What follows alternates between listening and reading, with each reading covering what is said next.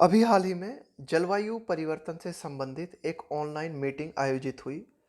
तो उस मीटिंग में क्या-क्या बातें हुई और क्लाइमेट से संबंधित भारत के वर्तमान में क्या गोल हैं और भविष्य में क्या होने चाहिए, इन्हीं सब की चर्चा हम इस एडिटोरियल में करने वाले हैं।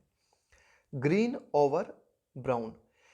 देखो, ग्रीन से यहाँ पे मतलब है एक तरीके से भई पर्यावरण के वे स्रोत जो कि एक तरीके से ग्रीन एनर्जी से संबंधित है, और ब्राउन से मतलब है एक तरीके से ब्राउन एनर्जी, यानी कि ब्राउन एनर्जी में आते हैं हमारे जैसे कोयला है, पेट्रोलियम उत्पाद है और प्राकृतिक गैस है, ये सब कहलाते हैं ब्राउन सोर्स। और ग्रीन सोर्स में चले जाएंगे जैसे कि सौर ऊर्जा है, पवन ऊर्जा है। तो हमें क्या करना है कि ये जो ग्रीन सोर्स हैं, एनर्जी के जो ग्रीन सोर्स हैं, इनको प्राथमिकता देना है बजाय ब्राउन सोर्स के, यानी कि कोयला है, पेट्रोलियम उत्पाद है, इनकी बजाय हमें सौर ऊर्जा, पवन ऊर्जा इत्यादि को अपनाना है।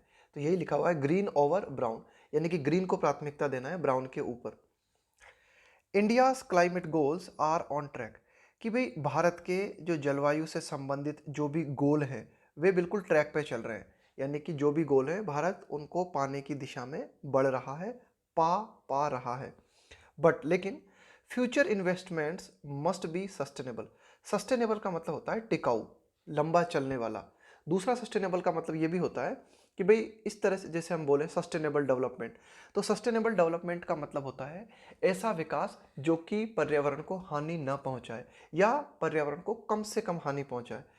तो एडिटोरियल कह रहा है कि भाई क्लाइमेट से संबंधित जो भी गोल है इंडिया के वो बिल्कुल ठीक चल रहे हैं, वो ट्रैक पे हैं, लेकिन भविष्य में जो भी हमें इन्वेस्टमेंट करने हैं, but future investment must be, वे होने चाहिए क्या, सस्टेनेबल होने चाहिए, लंबे चलने वाले होने चाहिए, पर्यावरण के अनुकूल होने चाहिए। आगे देखते हैं। India asserted at the virtual climate ambition summit. तो क्या हुआ कि भाई ये जो वर्चुअल, वर्चुअल का मतलब होता है ऑनलाइन, डिजिटल। तो असर्ट, असर्ट का मतलब होता है अपनी बात को मजबूती के साथ कहना, भाई जोरदार तरीके से अपनी बात को रखना। तो भारत ने बिल्कुल जोरदार तरीके से अपनी बात को रखा। कहाँ पर? एक ऑनलाइन मीटिंग हुई क्लाइमेट से संबंधित, क्लाइमेट एम्बिशन समिट। समिट का मतलब होता है सम्मेलन या फिर मीटिंग, को कन्वीन्ड बाय द यूएन। अब इस मीटिंग को संयुक्त रूप से आयोजित किया गया। कन्वीन यानी आयोजित करना, किसके द्वारा? यूएन के द्वारा, यूनाइटेड नेशंस के द्वारा। टू मार्क का मतलब है चिन्हित करने के लिए 5 years of the Paris agreement, कि भाई पेरिस एग्रीमेंट, पेरिस एग्रीमेंट जो है जलवायु परिवर्तन से संबंधित है। भाई पेरिस एग्रीमेंट में कुछ समझौते किए गए हैं जलवायु परिवर्तन से संबंधित।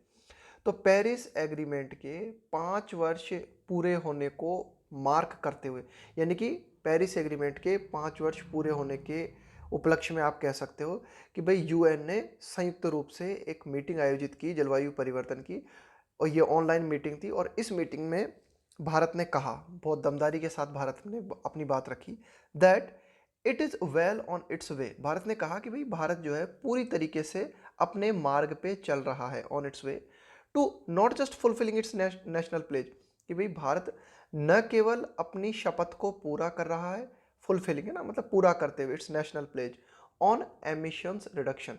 एमिशन का मतलब होता है उत्सर्जन।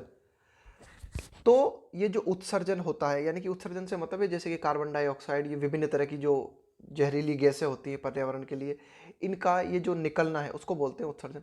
तो उनको कम, उसकी को कम करने में भारत जो है पूरी तरीके से प्रयास कर रहा है कि भाई भारत ने जो कमिटमेंट है भारत का उत्सर्जन को कम करने को लेकर, उसे पूरी तरीके से भारत पूरा कर रहा है।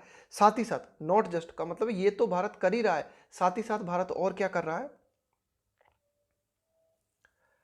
But exceeding the commitment. Exceed का मतलब है और भी ज़्यादा हो जाना, कि भाई जो कमिटमेंट है, जो प्रतिबद्धता है एमिशन को लेकर, जो भारत का टारगेट है, जो भारत का प्लान है, उससे भी आगे भारत जा रहा है ना। बट एक्सीडिंग का मतलब है और भी बेहतर प्रदर्शन करना, और भी आगे जाना।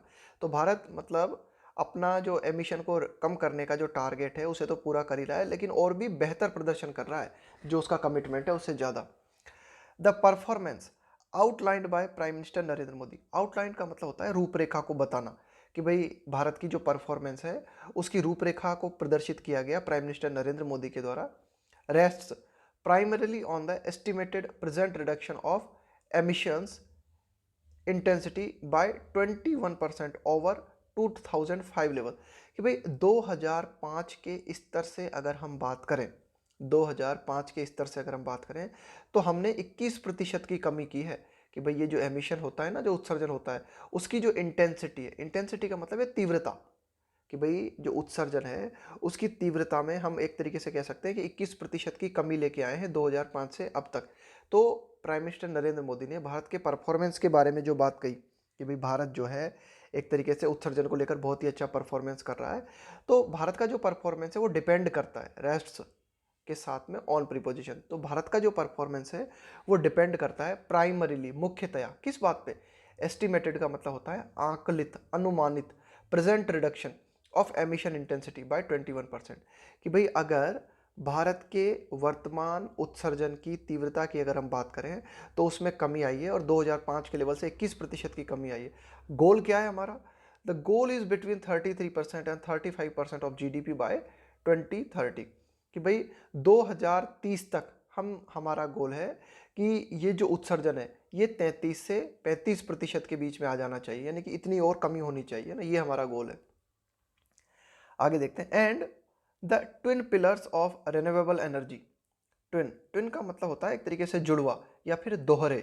And the twin pillars of renewable energy and higher forest cover. इसके साथ ही साथ है ना कि भाई प्राइम मिनिस्टर नरेंद्र मोदी ने जो भी भारत के संबंध में बात कही है कि भाई भारत अपने गोल्स को प्राप्त कर पा रहा है, तो एक तो उन्होंने एमिशन के बारे में कहा कि भाई एमिशन जो है काफ़ी हद तक कंट्रोल में हम करने की कोशिश कर रहे हैं। दूसरी बात उन्होंने रखी twin pillars of renewable energy and higher forest cover. कि भाई और दूसरी बात जो है कि भाई प्राइम मिनिस्टर नरेंद्र मोदी ने कहा ना कि भारत जलवायु की दृष्टि से अच्छा परफॉर्म कर रहा है, तो उसका एक कारण तो हो गया एमिशन को कंट्रोल करना। दूसरे कारण है जो कि जुड़वा कारण है, वो है रेन्यूएबल एनर्जी। रेन्यूएबल एनर्जी में आते हैं ऊर्जा के नवीकरणीय स्रोत, जैसे कि पवन ऊर्जा है, सौर ऊर्जा है, तो भारत इन पे भी ध्यान दे रहा है। एंड हायर फॉरेस्ट कवर, और भारत क्या कर रहा है कि भाई ज़्यादा से ज़्यादा एक तरीके से आप कह सकते हो कि वृक्षारोपण का काम कर रहा है कि भाई जो हमारी वन संपदा है ना, उसको बढ़ाने का काम कर रहा है। इंडीड, रियली, वास्तव में, the emission gap report 2020 of the UNEP. कि भाई यूएनईपी के द्वारा जो उत्सर्जन रिपोर्ट जारी की जाती है, उस रिपोर्ट ने भारत को शामिल किया है among 9 G20 members who are on track. कि भाई G20 मेंबर्स का मतलब है कि भाई वे देश जो कि G20 ग्रुप में शामिल हैं, उनमें से 9 देशों को यूएनईपी ने सिलेक्ट किया है। क्यों? क्योंकि इन देशों ने जलवायु परिवर्तन की दृष्टि से बेहतर प्रदर्शन किया, तो उनमें भारत भी शामिल है। India among 9 G20 members who are on track. Who are on track का मतलब है जो कि ट्रैक पे चल रहे हैं, मतलब बिल्कुल बेहतर प्रदर्शन कर रहे हैं। टू अचीव, प्राप्त करने के लिए, their unconditional commitments under the Paris act.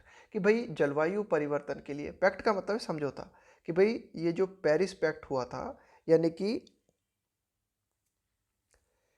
Paris pact यानी कि जलवायु परिवर्तन से संबंधित ये जो पेरिस समझौता हुआ था, उसमें जो बातें कही गई थी है ना, कि भाई उसमें जो देशों को कहा गया था कि भाई आपको ये पॉइंट्स पूरे करने हैं, तो उन कमिटमेंट का मतलब है प्रतिबद्धताएं, कि भाई पेरिस पैक्ट के तहत जो भी प्रतिबद्धताएं हैं उन्हें बिना किसी कंडीशन के ये देश पूरा कर रहे हैं। कौन? 9 देश पूरा कर रहे हैं जो कि G20 में आते हैं, और उनमें से एक भारत भी शामिल है। Based on pre Covid 19 projection, based on, आधारित होना, किस बात पे? Pre Covid 19 projection. तो यूएनईपी ने ये जो अपनी रिपोर्ट बनाई, ये रिपोर्ट किस बात पे आधारित थी?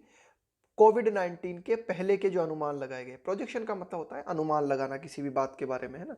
तो कोविड 19 के पहले यूएनईपी के द्वारा आप कह सकते हो कि भाई एक रिपोर्ट जारी की गई, और कोविड 19 के पहले के ये आंकड़े हैं, जिनमें कि G20 मेंबर्स में से 9 मेंबर्स को शामिल किया गया जो कि बेहतर प्रदर्शन कर रहे हैं, और भारत उनमें से एक है। आगे देखते हैं। सिग्निफिकेंटली, कि भाई महत्वपूर्ण ढंग से, है ना, या उल्लेखनीय रूप से, significantly, the G20 bloc as a whole. कि भाई G20 में जो भी देश आते हैं, ब्लॉक का मतलब यहाँ पे हो गया समूह, एज अ होल, कि भाई इस पूरे की पूरे समूचे ब्लॉक की अगर हम बात करें, responsible for 78% of green house gas emissions. Emission का मतलब हो गया उत्सर्जन, है ना। ग्रीन हाउस गैस में यही आती हैं जो कि पर्यावरण के लिए हानिकारक गैस है, जैसे कार्बन डाइऑक्साइड है, कार्बन, है ना। तो responsible for 78% of green house gas emission. तो ये जो G20 के जो देश हैं, ये जिम्मेदार हैं 78% ग्रीन हाउस गैस एमिशन के लिए। कुल मिला के एक तरीके से ये मानो कि 78% जो वातावरण में ये जो जहरीली गैसें फैल रही हैं ना, उनके लिए सिर्फ ये देश जिम्मेदार है, G20। आगे देखते हैं।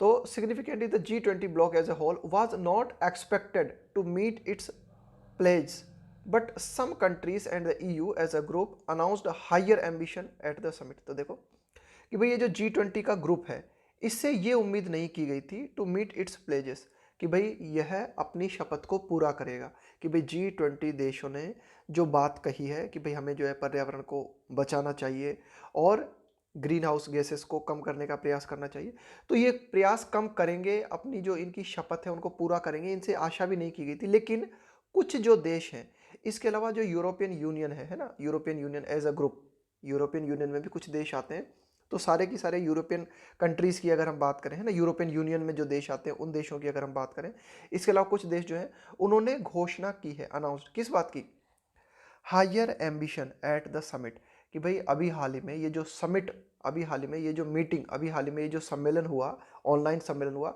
इसमें कुछ देशों ने कहा है कि भाई हमारी एम्बिशन का मतलब होता है महत्वाकांक्षा, तो इन्होंने जो है हायर एम्बिशन दिखाई है। हायर एम्बिशन का मतलब है कि भाई इन्होंने बताया है कि हमारे प्लान जो है कुछ ज़्यादा है, मतलब हम एक तरीके से इन्वायरमेंट के लिए या फिर क्लाइमेट से संबंधित जो हमारे गोल है ना, उन्हें हम पूरा करना चाहते हैं ना, कि हमारी और भी ज़्यादा महत्वाकांक्षा है, इसी बात इन्होंने कही। The brief reduction in global greenhouse gases emissions brought about by the pandemic has given all countries an opportunity to review their development trajectories. The brief का मतलब है बिल्कुल छोटा, संक्षिप्त, रिडक्शन, कि भाई थोड़ी सी कमी हमें देखने को मिली कि वैश्विक रूप से जो ग्रीन हाउस गैसेस का उत्सर्जन है उसमें हमें थोड़ी कमी देखने को मिली, जो कि लाई गई, ब्रॉट अबाउट का मतलब है जिसको कि लाया गया। ये कमी ग्रीन हाउस गैसेस में वैश्विक रूप से कमी हमें देखने को मिली कुछ देर के लिए। ये कमी किसके द्वारा लाई गई? ये कमी लाई गई पेंडेमिक के द्वारा, वैश्विक महामारी के द्वारा। ये जो कोरोना वायरस आ रहा है ना, इस कोरोना वायरस के चलते पूरे विश्व में लॉकडाउन हमें देखने को मिला। लॉकडाउन के चलते जो है एक तरीके से ये जो व्हीकल्स हैं ये बहुत कम चले, तो ग्रीन हाउस गैसेस भी कम निकली। तो एक अपॉर्चुनिटी मिली हमें, bye the pandemic has given all countries an opportunity.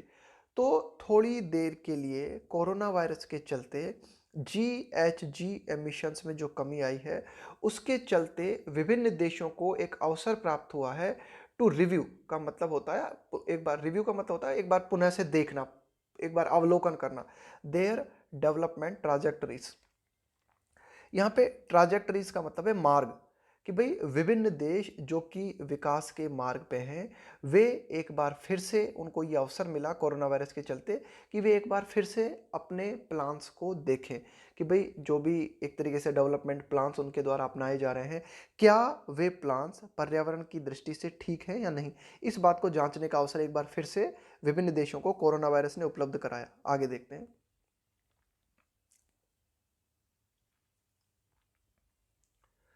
The unprecedented, unprecedented का मतलब होता है अभूतपूर्व, कोई ऐसी बात जो कि पहली बार घटित हुई हो ना, जैसे इससे पहले जो पहले ना हुआ हो, तो द अनप्रेसिडेंटेड इवेंट। तो कोरोना वायरस के लिए कहा जा रहा है कि भाई ये एक ऐसा इवेंट था, ये या फिर ऐसा इवेंट है, मतलब कोरोना वायरस एक ऐसी घटना है जो कि बहुत ही अभूतपूर्व है, बहुत पहली बार हुई है। तो the unprecedented event has enabled them, enable का मतलब होता है योग्य बनाना, सक्षम बनाना। तो इस कोरोना वायरस ने क्या किया, विभिन्न कंट्रीज को इस योग्य बनाया कि विभिन्न कंट्रीज जो है यूज करें। डिप्लॉय का मतलब है यहाँ पे यूज करना। An extra ordinary physical stimulus, extra ordinary असाधारण, फिजिकल स्टिमुलस, स्टिमुलस का मतलब होता है प्रोत्साहन, फिजिकल फिजिकल स्टिमुलस का मतलब हो गया वित्तीय प्रोत्साहन। फॉर रिहेबिलिटेशन, रिहेबिलिटेशन का मतलब होता है पुनर्वास ऑफ इकोनॉमीज। तो देखो क्या हुआ कि कोरोना वायरस ने इस बात के लिए विभिन्न देशों को सक्षम बनाया कि विभिन्न देश जो है यूज करें, किस बात का यूज करें, एक्स्ट्रा ऑर्डिनरी फिजिकल स्टिमुलस, कि विभिन्न देशों को असाधारण रूप से वित्तीय प्रोत्साहन देने पड़े ताकि अर्थव्यवस्था को जो है रिवाइव किया जा सके, अर्थव्यवस्था को जो है पुनः से ठीक पटरी पे लाया जा सके। Estimated at $12 trillion globally. तो क्या हुआ कि भाई इकोनॉमी को सपोर्ट करने के लिए विभिन्न देशों ने जो आर्थिक प्लान अपने देशों में घोषित किए, तो वे आर्थिक प्लान जो है लगभग कितने थे, 12 ट्रिलियन डॉलर वैश्विक रूप से अगर हम बात करें तो। Making green growth a possibility, और इसके तहत क्या हुआ कि भाई ग्रीन ग्रोथ की संभावना को बढ़ाया गया। मेकिंग बनाते हुए, ग्रीन ग्रोथ का मतलब है ऐसा डेवलपमेंट, ऐसी वृद्धि जो कि पर्यावरण के साथ में हो, यानी कि पर्यावरण को नुकसान न पहुंचाए, ऐसे डेवलपमेंट प्लान्स है ना, इनको बढ़ावा दिया गया है ना। कोरोना वायरस के बाद में ये जो प्लान बनाए गए ना कई, उनमें कोशिश की गई कि भाई ऐसे डेवलपमेंट प्लान रखे जाए जो कि पर्यावरण को नुकसान न पहुंचाए। India faces a particular challenge, कि भाई भारत जो है एक खास चैलेंज का, चैलेंज का मतलब यहाँ पे चुनौती, कि भाई भारत के सामने भी एक खास चुनौती है। क्या? In moving it's pandemic rehabilitation spending away from, देखो अवे फ्रॉम का मतलब होता है किसी चीज से दूर जाना। Pandemic rehabilitation spending away from traditional brown sector policies, देखो ध्यान देना, ब्राउन सेक्टर पॉलिसीज का मतलब हुआ ऐसी नीतियां जो कि जीवाश्म ईंधन को सपोर्ट करती है, यानी कि कोयला है, पेट्रोलियम प्रोडक्ट है, प्राकृतिक गैस है। तो ब्राउन सेक्टर पॉलिसीज में ये आते हैं ना, जीवाश्म ईंधन आते हैं। इसके अलावा अलाइंड विथ फॉसिल फ्यूल, कि ब्राउन सेक्टर पॉलिसीज अलाइन का मतलब है एक रूप होना with fossil fuel, fossil fuel का मतलब हो गया जीवाश्म ईंधन का प्रयोग। To green territory, green territory का मतलब है हरित, टेरिटरी का मतलब हो गया क्षेत्र, ग्रीन टेरिटरी का मतलब हो गया ऐसी एनर्जी जो कि ग्रीन एनर्जी है। ग्रीन एनर्जी का मतलब है जो कि पर्यावरण के लिए लाभप्रद है, जैसे कि सौर ऊर्जा, पवन ऊर्जा। तो भारत के सामने जो चुनौती है वो चुनौती ये है इन मूविंग, कि भाई भारत को मूव करना है इन पेंडेमिक रिहेबिलिटेशन, कि ये जो पेंडेमिक का मतलब हुआ वैश्विक महामारी, रिहेबिलिटेशन का मतलब है पुनः से किसी बात को फिर से जो है व्यवस्थित करना, रिहेबिलिटेशन का मतलब है पुनर्वास करना। तो कोरोना वायरस के बाद में जो खर्चा भारत के द्वारा किया जा रहा है वह खर्चा जीवाश्म ईंधन से दूर होना चाहिए, अवे फ्रॉम, है ना, ट्रेडिशनल यानी परंपरागत, कि जो परंपरागत हम पॉलिसी बनाते रहे हैं वो पॉलिसी ब्राउन सेक्टर को ध्यान में रख के बनाई है हमने, फॉसिल फ्यूल को हमने ध्यान में रख के बनाई है। तो फॉसिल फ्यूल के यूज करने की बजाय हमारी जो हम जो नया खर्चा करने वाले हैं वो इन्वेस्टमेंट हमारा ग्रीन क्षेत्र में होना चाहिए, यानी कि एक तरीके से रेन्यूएबल जो एनर्जी के स्रोत हैं उन पे हमारा खर्चा होना चाहिए। ये हमारे सामने एक बहुत बड़ी चुनौती है। एट द रिसेंट समिट, कि भाई अभी हाल ही में ये जो समिट, ये जो सम्मेलन आयोजित हुआ, ये जो ऑनलाइन मीटिंग हुई, mister Modi took credit for expansion of forest, expansion का मतलब है विस्तार। तो मिस्टर नरेंद्र मोदी ने इस बात का श्रेय, यहाँ पे क्रेडिट का मतलब है श्रेय, फॉर एक्सपेंशन ऑफ फॉरेस्ट, कि भाई जंगलों के विस्तारीकरण करने का श्रेय मिस्टर मोदी ने लिया इस मीटिंग में। Which according to the national pledge under the Paris agreement, कि भाई जो पेरिस एग्रीमेंट हुआ था उसमें हमारे देश ने जो है क्या शपथ ली थी, will serve as a carbon sink of 2.5 billion to 3 billion tons of carbon dioxide equivalent by 2030। तो देखो क्या हुआ था कि भाई जो पेरिस एग्रीमेंट है इसमें ये बात कही गई थी कि भाई अगर जो टारगेट विभिन्न देशों को दिए गए हैं, कि भाई पेरिस एग्रीमेंट में कहा गया था कि विभिन्न जो देश हैं उन्हें अपने देशों में वृक्षारोपण का काम करना है, और अगर पेरिस एग्रीमेंट के तहत जो टारगेट विभिन्न देशों को दिया गया है कि भाई आपको इतना वृक्षारोपण करना है, और उस टारगेट को अगर सारे देश पूरा करते हैं तो 2030 तक हमें क्या देखने को मिलेगा कि लगभग 2.5 बिलियन से लेकर 3 बिलियन टन कार्बन डाइऑक्साइड जो है, इक्विवेलेंट मतलब समकक्ष, समतुल्य, बराबर, इतनी कार्बन डाइऑक्साइड जो है कम हो जाएगी। देखो यहाँ पे सिंक है ना, इस सिंक का मतलब होता है डुबोना। यहाँ डुबोने से मतलब है कि भाई ये जो पेड़ पौधे लगेंगे बड़ी मात्रा में, ये क्या करेंगे, कार्बन डाइऑक्साइड जो है ना इनको पी जाएंगे, मतलब है ना, एक तरीके से कार्बन डाइऑक्साइड में बहुत जबरदस्त रूप से कमी लाएंगे ये अगर वृक्षारोपण किया जाता है। और मिस्टर मोदी ने कहा कि भाई हम जो है विस्तार कर रहे हैं, तो मिस्टर मोदी ने अपनी इस बात को जो है दोहराया इस मीटिंग में। आगे देखते हैं, दिस इज अ की गोल, तो ये जो है एक बहुत ही महत्वपूर्ण गोल है। क्या है बहुत ही महत्वपूर्ण गोल, कि भाई ज़्यादा से ज़्यादा फॉरेस्टेशन, कि भाई ज़्यादा से ज़्यादा जो है वृक्षारोपण किया जाए, ताकि जो क्लाइमेट चेंज है या फिर ये जो विभिन्न ग्रीन हाउस गैसेस है इनके उत्सर्जन में कमी आए। दिस इज ए की गोल गिवन, गिवन का मतलब है इस बात को ध्यान में रखते हुए, that it has multiple benefits, कि भाई ये जो वृक्षारोपण का गोल है ये बहुत ही महत्वपूर्ण गोल है। क्यों? क्योंकि इसके विविध फायदे हैं, मल्टीपल बेनिफिट्स।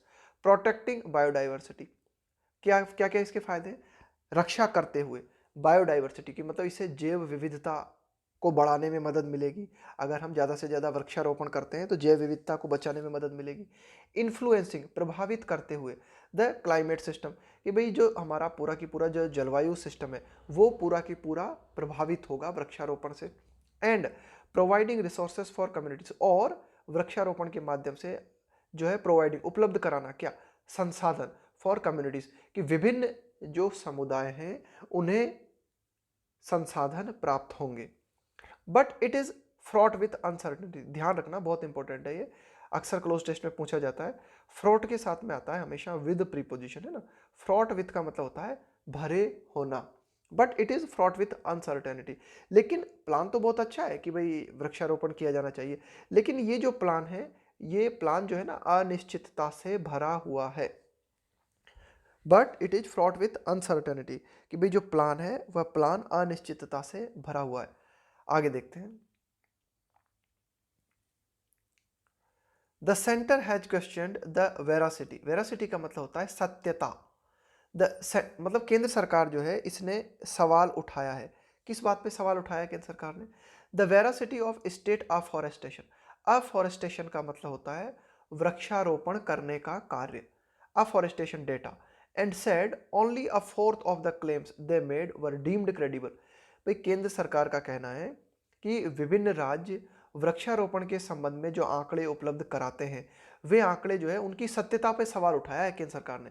कहा है कि भाई ये आंकड़े जो विभिन्न राज्य दे रहे हैं ना केंद्र सरकार को, ये आंकड़े सही नहीं है, केंद्र सरकार का कहना है। एंड सेड, केंद्र सरकार ने कहा, only a fourth of the claim, claims का मतलब है यहाँ पे दावे, कि विभिन्न राज्यों के द्वारा अफॉरेस्टेशन को लेके जो दावे किए गए हैं, केंद्र सरकार का कहना है कि उनमें से सिर्फ एक चौथाई दावे जो है वे सही है।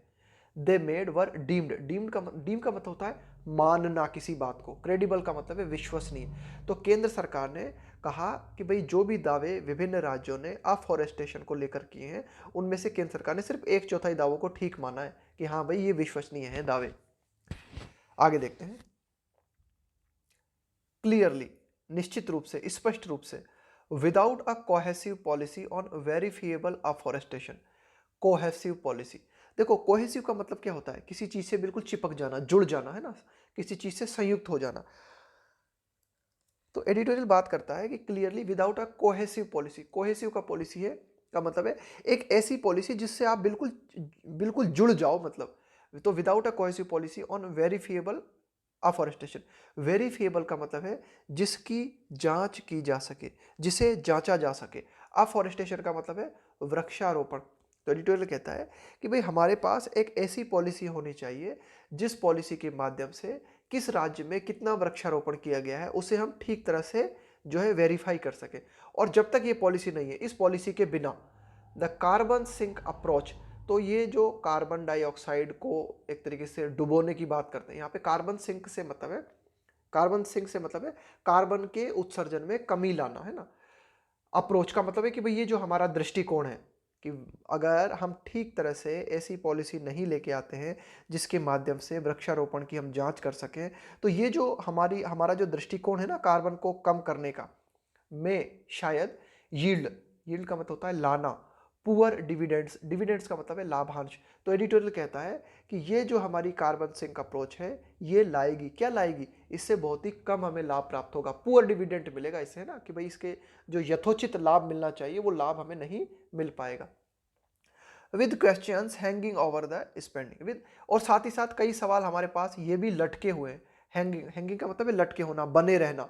तो ये सवाल भी बने हुए हैं, ये सवाल भी लटके हुए हैं हमारे ऊपर ओवर द स्पेंडिंग, खर्चे को लेकर, कि भाई जो खर्चा किया जा रहा है अफॉरेस्टेशन के नाम पे, जो खर्चा किया जा रहा है उसमें से वास्तव में कितना खर्चा जो है ठीक तरह से उपयोग में आ रहा है। और अगर हम ये पॉलिसी नहीं बनाते हैं, है ना, कि भाई कुल मिला के पूरी की पूरी बिल्कुल ठीक तरह से जांच होनी चाहिए कि हाँ भाई वास्तव में इतना वृक्षारोपण हुआ, तो अगर हम ये पॉलिसी नहीं बनाएंगे तो लाभ, ये जो लाभ प्राप्त करने की हम कोशिश कर रहे हैं ना, जो कार्बन सिंक दृष्टिकोण है हमारा, ये मतलब अधूरा ही रहेगा हमारा। Achieving 100 gigawatts of solar power capacity within the overall renewables goal. Renewable का मतलब मैंने आपको बताया, रेन्यूएबल सोर्स का मतलब है नवीकरणीय स्रोत ऊर्जा के। तो देखो हम क्या चाह रहे हैं, हमारा गोल है कि 100 gigawatt of solar power capacity within the overall renewable goal, कि भाई जो टोटल नवीकरणीय, जो एक तरीके से आप कह सकते हो कि जो ऊर्जा के संसाधनों की अगर हम बात करें, नवीकरणीय संसाधनों की अगर हम बात करें, तो उसके तहत हमने जो गोल बनाए हैं उनमें एक गोल है हमारा 100 गीगावाट सोलर पावर को प्राप्त करना। तो इस गोल को प्राप्त करना फ्रॉम 36 गीगावाट नाउ, कि भाई जैसे कि अगर हम बात करें कि ये जो नवीकरणीय स्रोत हैं ऊर्जा के, इनके माध्यम से, जैसे कि अगर हम सोलर पावर कैपेसिटी की बात करें, तो वर्तमान में सोलर पावर कैपेसिटी है हमारी वर्तमान में 36 गीगावाट। अब 36 गीगावाट से आगे बढ़ के हम 100 गीगावाट तक ले जाना चाहते हैं सोलर पावर कैपेसिटी को। तो इस गोल को प्राप्त करने के लिए नीड्स, जरूरत है किस चीज़ की? अ स्टीप स्केल अप। देखो स्टीप स्केल अप का मतलब है बिल्कुल सीधा। स्केल अप का मतलब क्या होता है? किसी चीज को और बढ़ा देना। स्टीप का मतलब है जबरदस्त रूप से बढ़ा देना। यहाँ पे स्टीप का मतलब steep scale up, scale up का मतलब हो गया बढ़ा देना, और स्टीप स्केल अप का मतलब है यहाँ पे जबरदस्त रूप से बढ़ा देना। तो ये जो हमारा गोल है कि भाई सौर ऊर्जा के क्षेत्र में 36 गीगावाट से हम 100 गीगावाट तक जाना चाहते हैं, तो उसके लिए जरूरी है कि जबरदस्त रूप से बढ़ाया जाए। किस चीज को बढ़ाया जाए? That that must actively promote rooftop solar installation, कि भाई हमें एक ऐसे प्रयास की जरूरत है जिसके तहत बढ़ा दिया जाए, है ना? क्या बढ़ा दिया जाए? मस्ट एक्टिवली प्रमोट, कि हमें बिल्कुल सक्रिय होके प्रमोट करना होगा। किस चीज को प्रमोट करना होगा, किस चीज का प्रसार करना होगा? रूफ टॉप सोलर इंस्टॉलेशन, कि छत के ऊपर ये जो सोलर इंस्टॉल किए जाते हैं ना, सोलर पैनल लगाए जाते हैं जिनके माध्यम से सौर ऊर्जा का निर्माण होता है, तो हमें प्रमोट करना होगा, विस्तार करना होगा रूफ टॉप सोलर इंस्टॉलेशन को, कि भाई ज़्यादा से ज़्यादा ऑफिस हैं, है ना, कि भाई ज़्यादा से ज़्यादा जो लोग हैं उनको प्रोत्साहित करना होगा कि वे अपनी छतों पे जो है सोलर इंस्टॉलेशन का प्रयोग करें, है ना। There is little evidence, there is little evidence. देखो अब अगर यहाँ पे लिखा होता ना अ लिटिल एविडेंस, तो इसका मतलब है कि भाई थोड़े बहुत प्रमाण है। अब ये लिखा हुआ है लिटिल एविडेंस, तो ये जो सिर्फ लिटिल है ना, ये नेगेटिव मीनिंग देता है, नेगेटिव मीनिंग। अब इसका मतलब ये हुआ कि देयर इज लिटिल एविडेंस का मतलब है कि न के बराबर हमारे पास प्रमाण है that this is a high priority for most state, कि भाई अगर solar roof top solar installation की बात करें तो ज़्यादातर राज्यों के लिए यह बात प्राथमिकता है ही नहीं। तो ये डिटेल कहना चाह रहा है कि भाई इस बात के हमारे पास न के बराबर प्रमाण है कि सोलर की रूफ टॉप सोलर इंस्टॉलेशन को ज़्यादातर राज्यों ने प्राथमिकता दी हो, इस तरह के प्रमाण नजर नहीं आते। यानी कि अभी भी ज़्यादातर राज्य जो है वे एक तरीके से आप कह सकते हो कि ट्रेडिशनल एनर्जी के जो सोर्स हैं उन्हीं पे टिके हुए हैं। ट्रांसपोर्ट रिलेटेड एमिशंस, कि भाई transport related emissions which are a major component of the whole, कि भाई जो भी उत्सर्जन होता है, ठीक है, फैक्ट्रीज से होता है, विभिन्न कंपनीज से होता है, इसके अलावा ये जो हमारे ट्रांसपोर्ट के साधन है उनसे भी होता है। तो ट्रांसपोर्ट के साधन से संबंधित जो उत्सर्जन है which are a major component of the whole, कि अगर समूचा, कंपोनेंट का मतलब है घटक, अवयव, तत्व, कि भाई जो सारा की सारा एमिशन हो रहा है उसमें ट्रांसपोर्ट से संबंधित जो वाहन है उनका एक अहम रोल है ना। तो ये डिटेल कहना चाह रहा है। तो have risen sharply in the unlock phase of the pandemic, तो क्या हुआ कि ट्रांसपोर्ट से संबंधित जो एमिशंस है, विभिन्न तरह के जो उत्सर्जन है, उनमें रिजन का मतलब है बढ़ जाना, उठ जाना। हैव रिजन शार्पली, बहुत ही तीव्रता के साथ, यहाँ पे शार्पली का मतलब है बहुत ही तीव्रता के साथ, बहुत ही तेजी के साथ, इन the unlock phase of the pandemic, कि भाई कोरोना वायरस के, पैंडेमिक यानी वैश्विक महामारी, अनलॉक फेज का मतलब है लॉकडाउन को हटाने का दौर, कि भाई जब हमने लॉकडाउन को हटाया तो लॉकडाउन को हटाने के बाद में हमने क्या देखा? सर्वाधिक मात्रा में जो है उत्सर्जन हमें देखने को मिला ट्रांसपोर्ट वाहनों से। एज क्यों? As people prefer personal vehicles, क्यों? क्योंकि भाई जो लोग हैं उन्होंने अनलॉक फेज में क्या किया? अपने व्यक्तिगत वाहनों को प्राथमिकता दी, इसके चलते ज्यादा उत्सर्जन हमें देखने को मिला अनलॉक फेज में।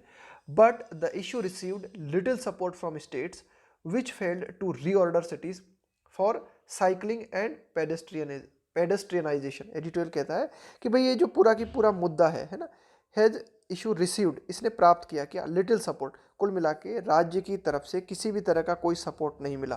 भाई राज्य की तरफ से क्या सपोर्ट मिलना था कि भाई राज्यों को कोशिश करनी थी कि राज्यों को एक सिस्टम बनाना था। क्या सिस्टम बनाना था, रीऑर्डर सिटीज़ का मतलब है सिटीज़ को पुनः से व्यवस्था में लाना। फॉर साइकिलिंग, कि भाई राज्यों को कोशिश करनी थी कि ज़्यादा से ज़्यादा लोग जो हैं वे साइकिलिंग के लिए प्रोत्साहित हो, है ना। पेडेस्ट्रियनिज्म का मतलब है पैदल चलना, पैदल चलने का वाद, पैदल, है ना, पैदल चलने से वाद का मतलब है कि भाई जो विभिन्न राज्य हैं उन राज्यों को अपनी सिटी को इस तरह से बनाना था कि ज़्यादा से ज़्यादा लोग जो हैं वे पैदल चल सकें। इसके अलावा जो है साइकिलिंग को प्राथमिकता दें, लेकिन राज्यों ने इस ओर कोई कुछ ध्यान ही नहीं दिया, है ना। और इसके चलते क्या हुआ, ज़्यादातर लोगों ने अपने प्राइवेट व्हीकल्स यूज किए और एमिशन का जो स्तर है वो बहुत ज़्यादा बढ़ गया। आगे देखते हैं कि large scale agriculture insurance, large scale agriculture insurance against climate disasters also needs attention. Climate disaster का मतलब है जलवायु से संबंधित जो आपदाएं होती हैं, जैसे कहीं सूखा पड़ गया, कहीं ज़्यादा पानी बरस गया, कहीं ओले पड़ गए, है ना। तो इसके चलते जो किसानों की फसल खराब हो जाती है उसको भी इंश्योरेंस कवर मिलना चाहिए, उसको भी इंश्योरेंस मिलना चाहिए। इस बात पर भी ध्यान दिए जाने की जरूरत है। ऑल्सो नीड्स अटेंशन, इस बात पर भी। तो लार्ज स्केल एग्रीकल्चर इंश्योरेंस कि भाई एक बड़े पैमाने पर कृषि क्षेत्र को इंश्योरेंस मिलना चाहिए, है ना। अगेंस्ट क्लाइमेट डिजास्टर कि भाई जो विभिन्न जलवायु से संबंधित जो आपदाएं होती हैं तो उन आपदाओं से बचाने के लिए जो है एग्रीकल्चर को इंश्योरेंस मिलना चाहिए। इस बात पर भी ध्यान दिए जाने की जरूरत है ना। Also needs attention in the year that remains कि भाई एक ऐसा वर्ष जो कि बचा हुआ है before countries meet at the UN climate change conference in Glasgow in 2021। कि भाई यूएन क्लाइमेट चेंज कॉन्फ्रेंस का मतलब है सम्मेलन, मीटिंग इन ग्लासगो, ये ग्लासगो शहर का नाम है, इन 2021, है ना। कि भाई ग्लासगो में 2021 में एक मीटिंग होगी जिसको जो है ना एक मीटिंग होगी क्लाइमेट को लेकर जिसका कि नाम होगा यूएन क्लाइमेट चेंज कॉन्फ्रेंस। तो इस मीटिंग के पहले जितना भी टाइम बचा हुआ है ना उस टाइम का प्रयोग भारत को करना चाहिए, है ना। उस टाइम का प्रयोग भारत को करना चाहिए। और उस टाइम का प्रयोग करते हुए इंडिया नीड्स, भारत को जरूरत है टू फोकस ऑन कि भारत ध्यान केंद्रित करे फ्यूचर एमिशन, एमिशन का मतलब है उत्सर्जन, कि भाई भविष्य में जो भी उत्सर्जन हो रहा है उस उत्सर्जन को कंट्रोल करने के लिए भारत जो है अपने गोल बनाए, है ना। And plan green investment, Bharat जो है प्लान बनाए, किस बात का प्लान बनाए, ग्रीन इन्वेस्टमेंट। ग्रीन इन्वेस्टमेंट का मतलब है इस तरह के निवेश भारत करे डेवलपमेंट के क्षेत्र में, इस तरह के निवेश भारत करे जिससे क्लाइमेट को फायदा पहुंचे। That qualify for global climate funding, देखो क्या है कि जो देश पर्यावरण की दृष्टि से बेहतर प्रदर्शन करता है, यानी कि ये जो पर्यावरण संबंधित जो भी मीटिंग्स होती हैं उन मीटिंग्स में ये देखा जाता है कि भाई किस देश ने पर्यावरण की दृष्टि से बेहतर प्रदर्शन किया, तो उस देश को पैसा उपलब्ध कराया जाता है, उसे फंडिंग दी जाती है। तो एडिटोरियल यही कहना चाह रहा है कि भारत को वैश्विक रूप से क्लाइमेट के लिए फंडिंग मिल सके, इसके लिए जरूरी है कि भारत ग्रीन इन्वेस्टमेंट की योजनाएं बनाए। भारत जो है कोशिश करे कि जो भी टाइम 2021 की मीटिंग से पहले बचा हुआ है उस टाइम को फ्यूचर एमिशंस को कंट्रोल करने में लगाए।